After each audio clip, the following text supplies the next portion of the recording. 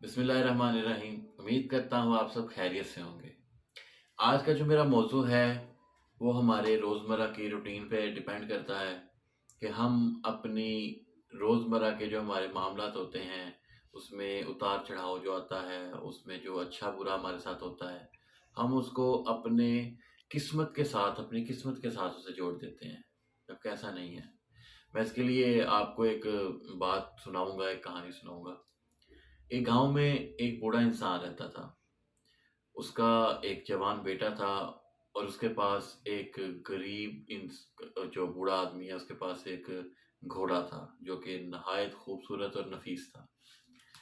अब वो गरीब इंसान था और गरीब आदमी था, उसका कोई रोजगार भी नहीं था। और उसे गांव के जो अमीरजादे थे तरह तरह की ऑफर्स भी करते थे कि घोड़ा हमें बेच दो, तुम्हें इसकी अच्छी खासी कीमत मिलेगी। लेकिन वो बूढ़ा आदमी जो था वो अपना घोड़ा बेचने के लिए तैयार नहीं था। एक दिन ऐसा हुआ कि सबने उससे पहले बोला कि तुम बेच दो, तुम अमीर हो जाओगे, तुम ये और वो तरह तरह की बातें उसे की, समझाया, लेकिन उसने नहीं मानी। तो पहले उन्होंने कहा कि भाई तुम बहुत बदकिस्मत हो कि तुम एक घोड़े का क्या करोगे, अच्छी अपनी लाइफ गुजारो। लेकिन वो बूढ़े आदमी ने अपना इरादा नहीं बदला। तो कुछ दिन बाद वो उस बूढ़े आदमी के पास जो घोड़ा था वो गायब हो गया, चोरी हो गया।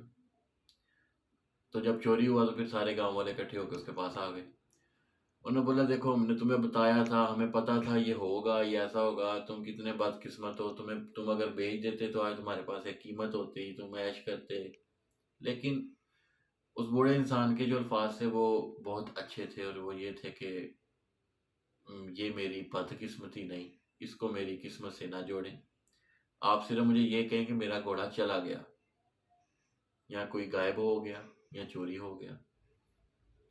अब गांव वाले इस बात से सुन के हैरान हुए और खामोशी से सब वापस चले गए।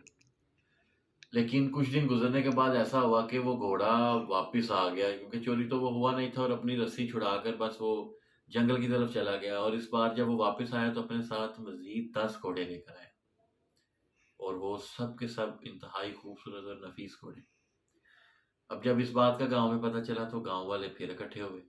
अब उन्होंने बोला जी, तुम बहुत खुशकिस्मत हो, तुम सो लकी हो, तुम्हारे 10 घोड़े हो गए हैं तुम्हारे पास। तुम इन घोड़ों को ट्रेनिंग दो, अपना रोजगार चलाओ, ऐसे वैसे, तुम तो बहुत खुशकिस्मत हो। अब उस बूढ़े इंसान के फिर अल्फाज यही थे कि इसको मेरी खुशकिस्मती के साथ ना छोड़ें। आप सिर्फ ये कहें कि मेरे पास मेरा घोड़ा जो गया था वो वापस आ गया और अपने साथ मजीद 10 घोड़े ले आया, ये मेरी कोई खुशकिस्मती नहीं है। तो इस बात पर फिर गांव वाले हैरान हुए और वापस चले आए। अब उस बूढ़े इंसान ने उन घोड़ों को ट्रेनिंग देने का सोचा। उसका जवान बेटा था जो, उसने उसको ट्रेनिंग देना शुरू कर दी घोड़ों को, और रोजगार का सिस्टम शुरू करना शुरू हुआ। एक दो दिन बाद उसके बेटे को वो ट्रेनिंग देते हुए घोड़े से गिरा और उसकी टांगे टूट गई। अब सारे गांव वाले फिर इकट्ठे हुए कि तुम्हारा तो बुढ़ापे का आसरा था, बुढ़ापे की लाठी थी, और ये और वो, तो वो अब क्या होगा, तुम्हारी तो किस्मत ही खराब है, और ऐसे तो वैसे। अब तरह तरह की बातें फिर आई। फिर उस बूढ़े इंसान का यही जवाब था कि आप सिर्फ ये कहें कि मेरे बेटे की टांगें टूटी हैं, और इसको मेरी किस्मत से ना जोड़े, मेरी किस्मत खराब नहीं। इस बात पे फिर हैरान हुआ कि इसका जवान बेटा सारी उम्र की मजदूरी और चल फिर नहीं सकता, और ये मतलब बातें कैसी कर रहा है, और ख़त्म, वापस चले गए। कुछ दिनों बाद वहाँ पर उसी गांव में, उस एरिया में जहाँ पे सीन था, किसी का हमला हुआ किसी बादशाह की तरफ से। तो सभी घर वालों से जो जवान बेटे थे सबको ज़बरदस्ती फौज में भर्ती करवाया गया, ट्रेनिंग के लिए, जंग के लिए, जो भी। अब सब उस बूढ़े के घर में भी आए, लेकिन उसका बेटा तो मजदूर था, दोनों टांगे नहीं थी, उसको कैसे लेके जाते हो। तो उसे वहीं छोड़ दिया गया। अब जब वो सारे गांव वालों को ये पता चला तो वो उसके घर में आए, तो मतलब उसको ये बात कहने लगे कि तुम तो बड़े खुशकिस्मत हो, जो भी है तुम्हारा बेटा तुम्हारी आंखों के सामने है। और फर्दर फर्दर बातें कहने लग पड़े कि तुम्हारी किस्मत बहुत अच्छी है। अब वो फिर यही बात कहे कि भाई, मेरी इस बात को किस्मत के साथ ना जोड़ो, मुझे सिर्फ यही कहो कि मेरा बेटा जंग में शरीक नहीं हो सका, तो इसमें मेरी किस्मत का क्या सीन। तो यही मामलात होते हैं जो हम आगे लेके चलते हैं, हमारे रोज़मर्रा के मामलात, हमारी रूटीन लाइफ जो होती है, अप्स एंड डाउन जिसमें आते रहते हैं।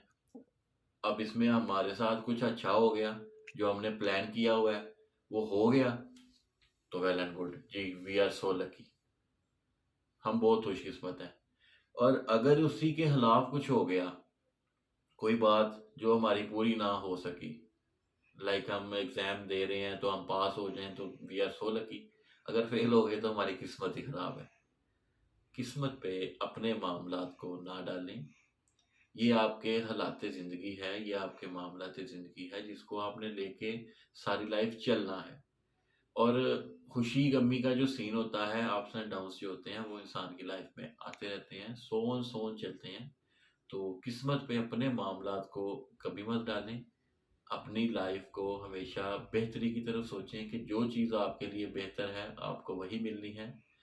मौला अली का फरमान है कि जब मैं अल्लाह पाक से दुआ मांगता हूँ तो मेरी अगर दुआ कबूल हो जाए तो मैं खुश होता हूँ, और अगर मेरी दुआ कबूल ना हो तो मैं मज़ीद खुश होता हूँ, क्योंकि उसके नेमुल बदल में जो मुझे चीज़ अता होनी है, मेरे अल्लाह पाक ने मुझे करनी है, वो उससे मज़ीद बेहतर होगी।